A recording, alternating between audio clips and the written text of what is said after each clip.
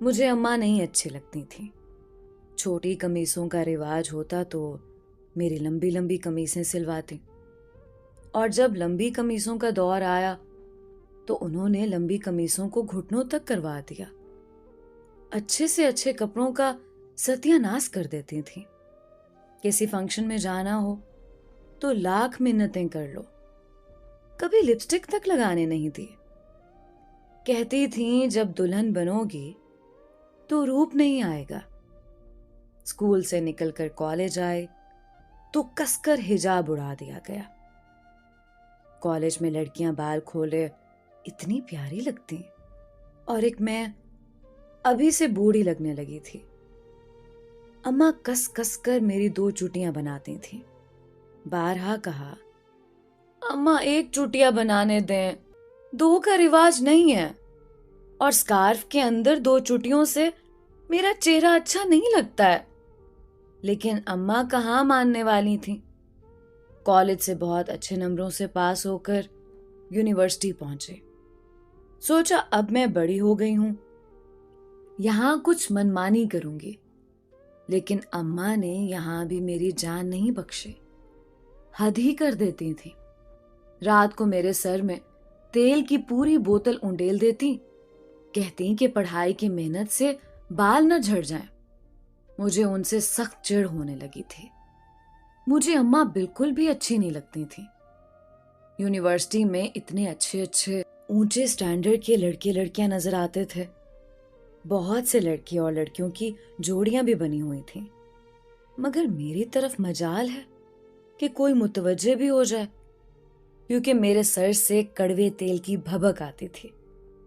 ایک لڑکا تھا یونیورسٹی میں، نہ جانے اس لڑکے میں کیا بات تھی کہ اس کے ارد گرد لڑکیوں کا جمع غفیر رہتا تھا۔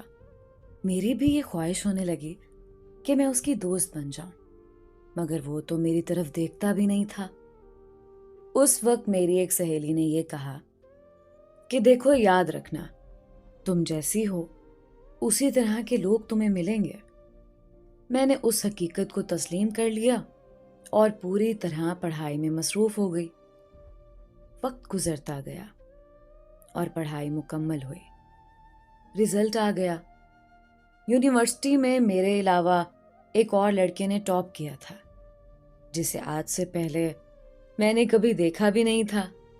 میری سہیلی کا کہنا سچ ثابت ہوا، اور میری شادی میرے جیسے اسی ٹاپر لڑکے سے ہو گئی، جس کو یونیورسٹی میں کوئی جانتا بھی نہیں تھا۔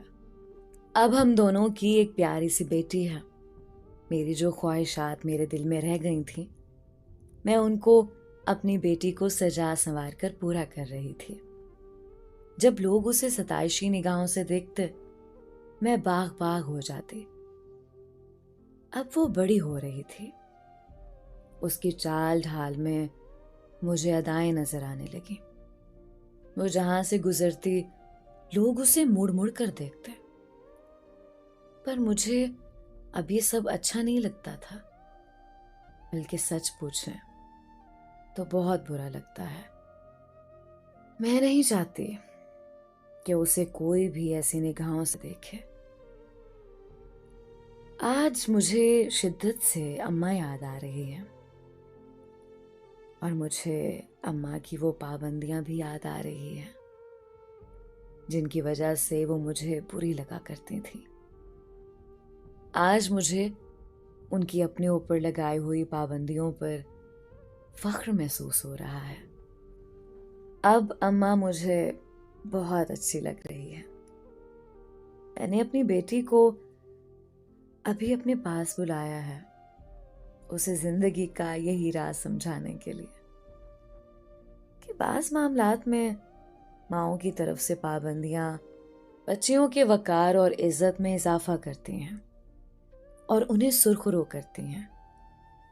اپنے بچے بچیوں کو اچھی تعلیم کے ساتھ اچھی تربیت بھی دیں، تاکہ وہ پردے کو اپنی عزت اور وقار سمجھیں، نہ کہ قید۔ اللہ پاک سب ماؤں کو اپنے بچے بچیوں کو اچھی اور دینی تعلیم و تربیت دینے کی زیادہ سے زیادہ توفیق عطا فرمائے۔ آمین یا رب العالمین۔